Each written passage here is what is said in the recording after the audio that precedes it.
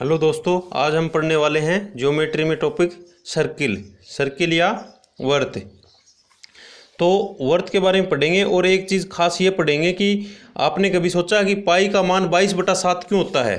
पाई का मान 22/7 क्यों होता है? तो मैं बनाता हूँ एक सर्किल। देखो,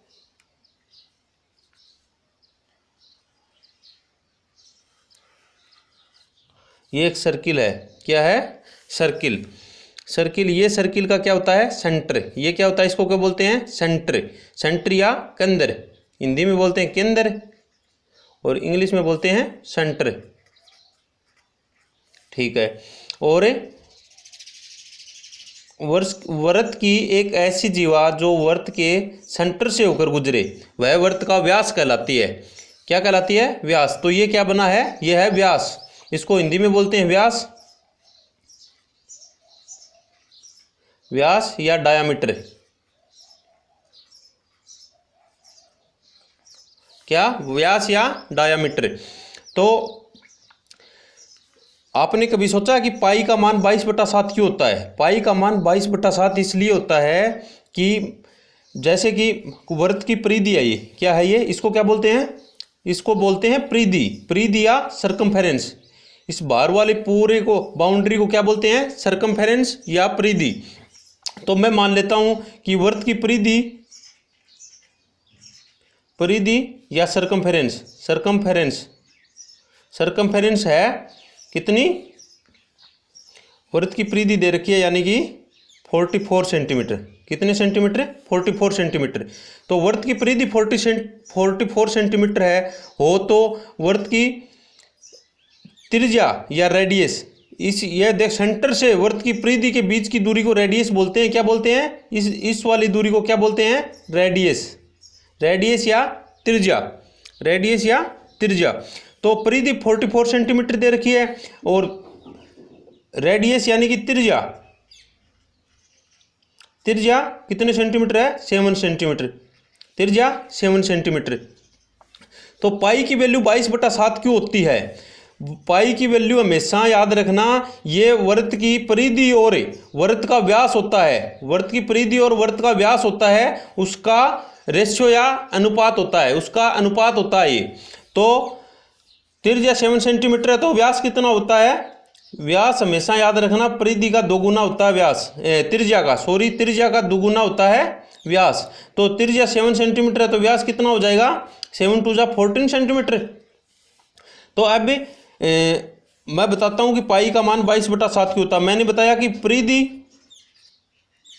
परिधि और वर्त का व्यास का अनुपात होता है। क्या होता है? पाई की वैल्यू। तो परिधि कितनी देर की है? 44 सेंटीमीटर और व्यास कितना है? 14 सेंटीमीटर। तो सेंटीमीटर से सेंटीमीटर कैंसिल आउट और 2 से कैंसिल आउट करेंगे तो 22 और 2 7 जा 14। 2 से मैंने काट दिया इसको। 44 में 2 का डिवाइड किया तो 22 और 14 में किया तो 7। तो क्या आ गया? 22/7, या इसको बोल सकते हैं 3.14। तो आपको ये बात समझ में आ गई होगी कि पाई का मान 22/7 क्यों होता है। पाई का मान 22/7 इसलिए होता है। इसी प्रकार जैसे कितना भी बड़ा सर्किल क्यों ना बने,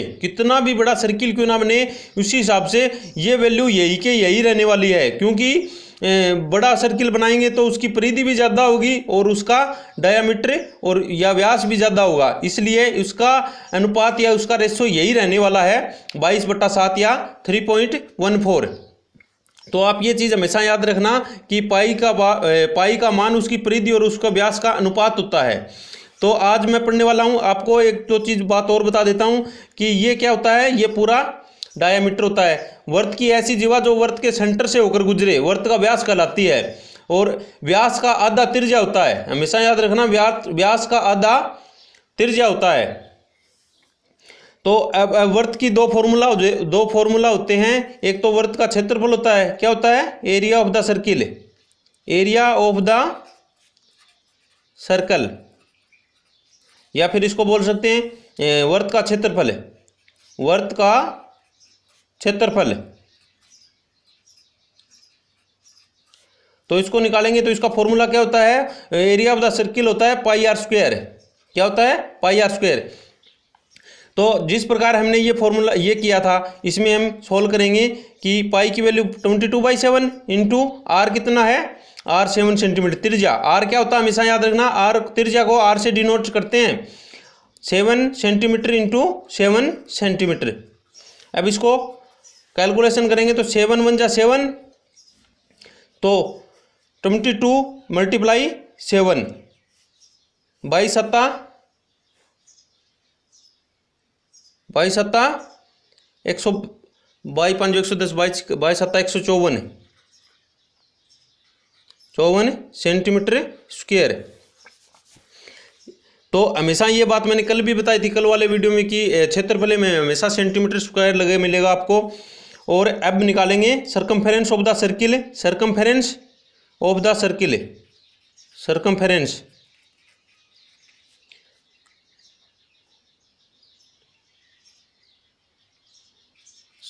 सरकमफेरेंस ऑफ द सर्किल, या इसको बोलते हैं परिधि, वर्त की परिधि। इसका फॉर्मूला होता है 2πr। क्या होता है, 2πr, 2 × 22/7 इंटू आर की वैल्यू 7 सेंटीमीटर, 7 से 7 कैंसिल आउट, 22 2 जा 44 सेंटीमीटर। तो वर्त की परिधि क्या आ गई, 44 सेंटीमीटर। सरकमफेरेंस क्या आ गई, 44 सेंटीमीटर। और वर्त का क्षेत्रफल क्या आया, 154 सेंटीमीटर स्क्वायर। तो ये वर्त का सेंटर होता है और ये वर्त का डायामीटर होता है, इसको व्यास बोलते हैं। और डायामीटर का आधा उसकी रेडियस होती है, त्रिज्या होती है। और इस प्रकार वर्त के अंदर बहुत सारी ऐसी ये लाइनें बना दूं तो इनको क्या बोलते हैं, इनको बोलते हैं कॉर्ड। क्या बोलते हैं, कॉर्ड। कॉर्ड इंग्लिश में बोलते हैं CHORD, कॉर्ड या जीवा। क्या, कॉर्ड या जीवा। तो सर्किल के बारे में आपको सब कुछ समझ आ गया होगा, सर्किल का एरिया और सरकमफेरेंस क्या होती है, इनके फॉर्मूला, और पाई की वैल्यू 22/7 क्यों होती है। तो ज़्यादा से ज़्यादा भाई लोगों चैनल को सपोर्ट करो और लाइक करो, शेयर करो, सब्सक्राइब करो।